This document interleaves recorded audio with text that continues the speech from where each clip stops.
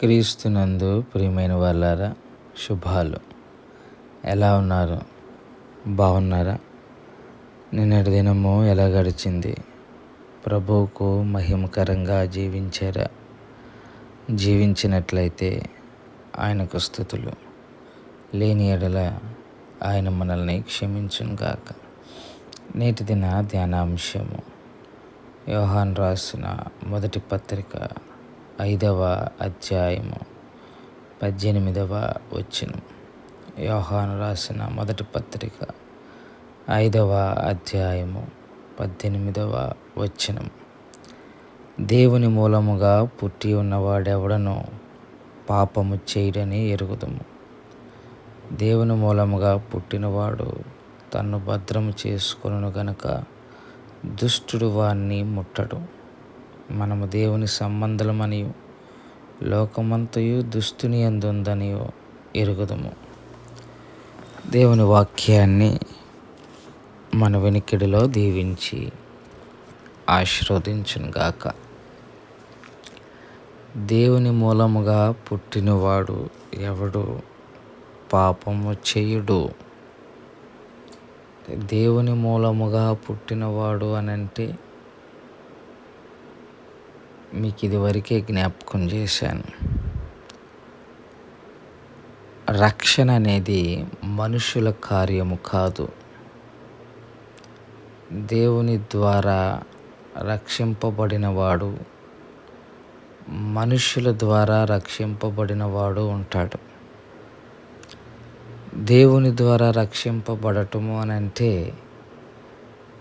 దేవుని చేత ప్రేరేపింపబడి, వాక్యము చేత ప్రేరేపింపబడి, దేవుని సంకల్పములో ఉండి దేవుడు వాడిని పిలిచినప్పుడు, రక్షణ కార్యము వారి జీవితంలో జరిగినప్పుడు వారు విశ్వాసములో కదల్చబడరు. మరి కొంతమంది ఉంటారు, ఈ మీటింగుల్లోనో లేకపోతే విన్న వాక్యముతో ఎవరైనా మారు మనసు పొందాలనుకుంటే గబగబా ముందుకు రండి అని ఆల్టర్ కాల్ అంటారు. ఆ వాక్యం అయిన తర్వాత వాక్యం మీతో మాట్లాడితే ఈ రాత్రికాల సమయంలో రక్షింపబడాలనుకుంటే త్వరగా రండి, మీ కొరకు ప్రార్థన చేస్తాను అనగానే గబగబా వచ్చేసి ప్రార్థనలో ఏకీభవించి గబగబా 4-5 బాప్తీసం తీసుకుంటుంటే ఈయన కూడా వెళ్ళిపోయి బాప్తీసం తీసుకొని, లేదా పెళ్లి కొరకు బాప్తీసం తీసుకొని, లేదా ఉద్యోగం వస్తే బాప్తీసం తీసుకొని, లేదా స్వస్థత వస్తే బాప్తీసం తీసుకొని, లేదా ఏదన్నా మంచి జరిగితే బాప్తీసం తీసుకుందామని బాప్తీసం తీసుకుంటాం, రక్షణలోకి రావటం. వీళ్ళెవరూ కూడా ఎక్కువ కాలం విశ్వాసంలో నిలబడలేరు. ఎందుకంటే వాక్యం ద్వారా వాళ్ళు సంధింపబడాల, పరిస్థితుల ద్వారా సంధింపబడ్డారు. ఎప్పుడు గుర్తుపెట్టుకోండి, మనిషి రక్షణలోకి రావాలంటే వాక్యము ద్వారానే రావాలి. ఇప్పుడు జరుగుతున్న బాప్తీసాలు, అది రక్షణ కార్యాలు చాలా దారుణంగా ప్రస్తుత పరిస్థితుల్లో ఉన్నాయి. ఏంటంటే పరిస్థితులు మనుషుల్ని దేవుని దగ్గరికి నడిపిస్తుంది. అట్లా కాదు, వాక్యము నడిపించాలి దేవుని దగ్గరికి. వాక్యము వారితో మాట్లాడాలి. ఏదో జరిగింది కాబట్టి రక్షణ అనేది దేవుడి మూలంగా పుట్టినవారు కారు. దేవుని మూలంగా పుట్టినవారు పాపము చేయడనియు ఎరుగుదుము అని అంటున్నాడు. అంటే పాపం అస్సలు చేయడంటే చేస్తారు, చిన్న చిన్న పాపాలు ఉంటాయి, కానీ ఇక అందులోనే ఉండిపోడు, లేస్తాడు. వాక్యం అంటుంది, నీతిమంతులు 7 మార్లు పన్నను తిరిగి లేచును అని.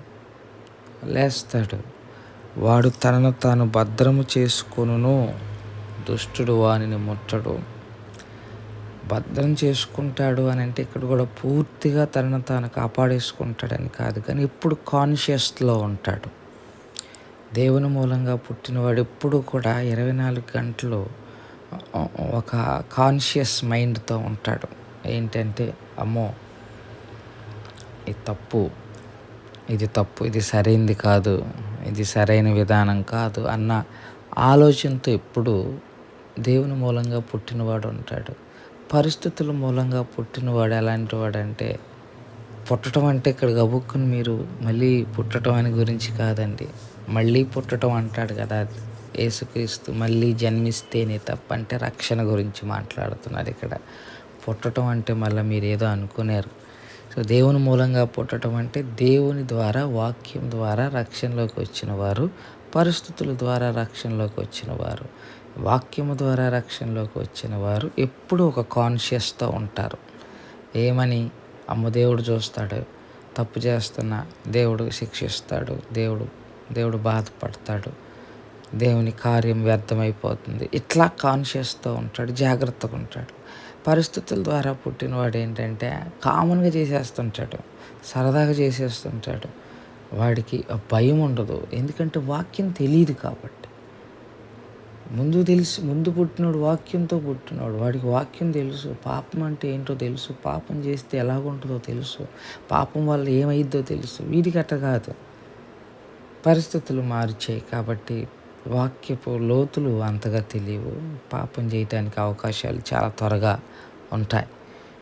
దేవుని వాక్యాన్ని బట్టి మరి మనందరము వాక్యమును బట్టి రక్షణ పొందామని, మనము పాపం విషయంలో జాగ్రత్తగా ఉంటామని తలస్తూ ఈ మాటలు ఇంతటితో ముగించుకుంటున్నాను. దేవుడు దీవించి ఆశీర్వదించును గాక. ప్రార్థన చేసుకుందాం. మమ్మల్ని మిక్కిలిగా ప్రేమించిన మా ప్రియ పరలోకపు తండ్రి, మీ పాదాలకు స్తోత్రాలు. చెప్పబడిన వాక్యాన్ని బట్టి మీకు స్తోత్రాలు. వాక్యానుసారంగా జీవించగలిగిన కృపను దయచేయండి. బలహీనులుగా ఉన్న వారిని జ్ఞాపకం చేసుకొని బలపరిచి ఆరోగ్యాలకి ముద్ర వేయగలరని యేసుక్రీస్తు ప్రభువారి పుణ్యనామములో అడిగి వేడుకుంటున్నాం తండ్రి. ఆమేన్. God bless you.